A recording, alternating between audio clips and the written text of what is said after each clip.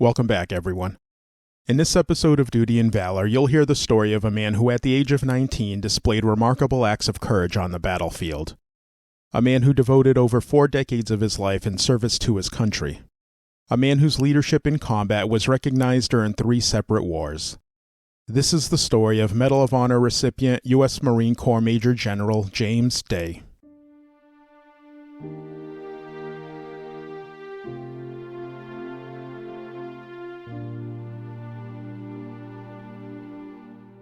James Lewis Day was born on October 5, 1925 in East St. Louis, Illinois to parents James and Gail Day. When the U.S. entered World War II, James wasn't old enough to enlist, so he had to wait until 1943, which is when he entered military service in the Marine Corps. As part of the 6th Battalion, 22nd Marine, 6th Marine Division, James was sent to combat in the Pacific Theater. They saw combat action in the Marshall Islands and Guam before reaching Okinawa in 1945. On May 12th of that year, Corporal James Day, who was now a squad leader, was ordered to lead his unit in support of Company G's assault up a hill codenamed Sugarloaf on Okinawa's southern end. This was one of 3 hills that overlooked open territory that led to the main Japanese line at Shuri Castle. Sugarloaf, along with Half Moon and Horseshoe Hills, did not appear to be overly difficult objectives to overcome. However, the 6th Marine Division would soon realize otherwise. The Japanese set up a defense where any of the hills could be defended from either of the other 2. Half Moon and Horseshoe were defended with multiple machine gun emplacements, while Sugarloaf had concrete reinforced positions that were interconnected by tunnels, giving the defending Japanese regiment the ability to reinforce their men at any point of attack. Company G made early progress across the open field, but when they reached the slopes of Sugarloaf, they were immediately hit by artillery and machine gun fire. 2 of the company's 3 platoons were quickly pinned down. Captain Owen Stebbin, the company's commander, supported by 40 of his men, rallied up the hill in an attempt to silence the guns firing down upon them. About halfway up the hill, Captain Stebbin fell wounded, along with 28 other Marines. He then gave command to Lieutenant Bear, who was immediately hit in his arm and badly wounded by machine gun fire. Lieutenant Bear was almost unconscious, but was able to be pulled back down the hill. When he arrived at the bottom, he regained his strength, grabbed a weapon, and returned to his men, even though he was hit again by enemy fire. The Marines took the hill, but were pushed back off by fierce Japanese fire. However, the remaining Marines were able to be withdrawn with all their injured men with them. The Marines would go on to take Sugarloaf on 3 separate occasions that day, and each time they were pushed back off of it. On one of these attacks, Corporal Day led his squad up the hill while facing heavy mortar, artillery, and machine gun fire. He and his men were able to hold their ground, even when they faced a counterattack by Japanese soldiers, and they killed 40 of them. The following day, Day was on a recon mission around Sugarloaf when he was ordered to join Fox Company's assault on the hill. The results of this assault were similar to Company G's. They sustained heavy casualties and Corporal Day's squad was down to just 7 men, including himself. By that evening, he and his squad were cut off from the other men of the assault, and all they had for defense were the 7 men and a shell crater. There they would mount an unimaginable defense against a determined enemy for 3 days.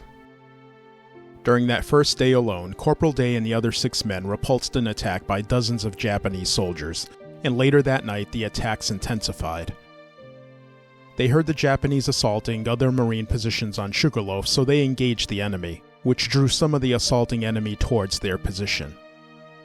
Armed with small arms, grenades, bayonets, and their fists, the men faced 3 assaults that night, each time stopping the enemy dead in their tracks. But their successes were met with heavy losses. During the attacks, 4 men had fallen wounded.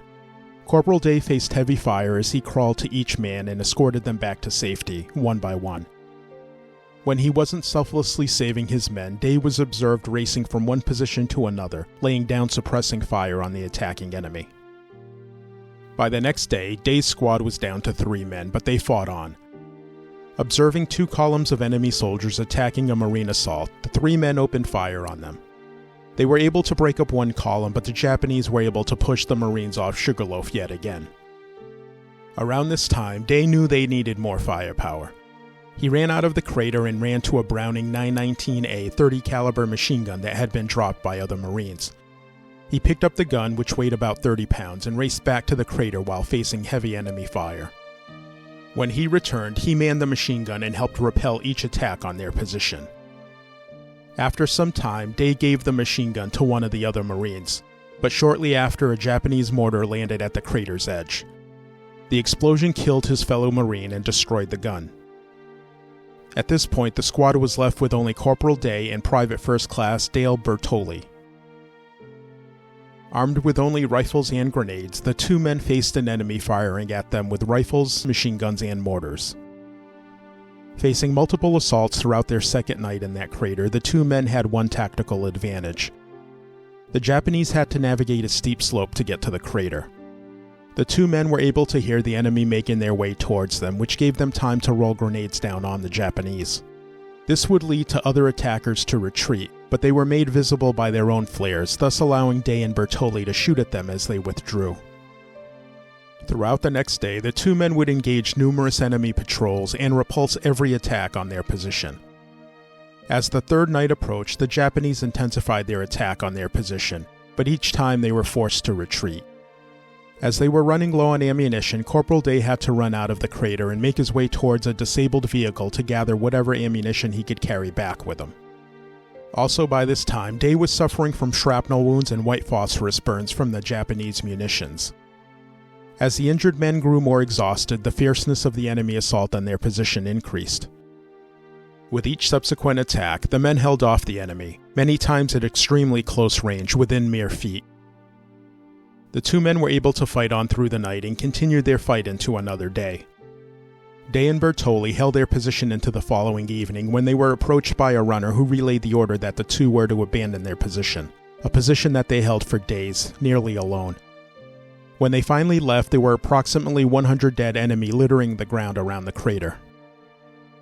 Corporal Day recovered from his wounds and remained in the Marine Corps as an enlisted man until he was commissioned as an officer in September 1952.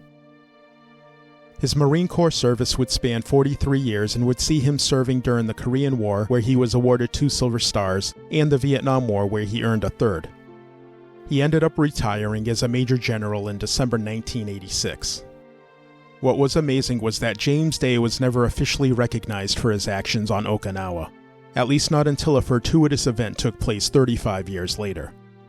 In 1980, a retired Marine was looking through his World War II memorabilia when he found a carbon copy of the Medal of Honor recommendation for Corporal Day. He passed it along to military officials, but it took almost 2 more decades before Day was recognized properly by his nation. On January 20th, 1998, at a White House ceremony, Major General James Day was presented the Medal of Honor by President Clinton. In addition to the Medal of Honor and 3 Silver Stars, General Day received a Bronze Star, 6 Purple Hearts, and 2 Navy Commendation Medals, among the 31 military decorations he earned over his 43-year military career. General James Day passed away on October 28, 1998, at the age of 73, and he is buried at the Fort Rosecrans National Cemetery in San Diego, California. James Day's military career embodied the very essence of dedication, leadership, and unwavering commitment to service. His dedication to duty and the pursuit of excellence reminds us all that with determination and steadfast resolve, we can overcome any challenge and make a lasting, positive impact on the men and women around us. Thank you for listening to this episode of Duty and Valor. If you want to learn more about the life of General Day, you can find all the sources used for today's episode in our show notes and on our website, dutyandvalor.com. We greatly appreciate your support, so please take a moment to follow us and review us wherever you're listening, as your feedback is important to us. And make sure to join us for our next episode, where we'll be sharing the remarkable story of another American hero,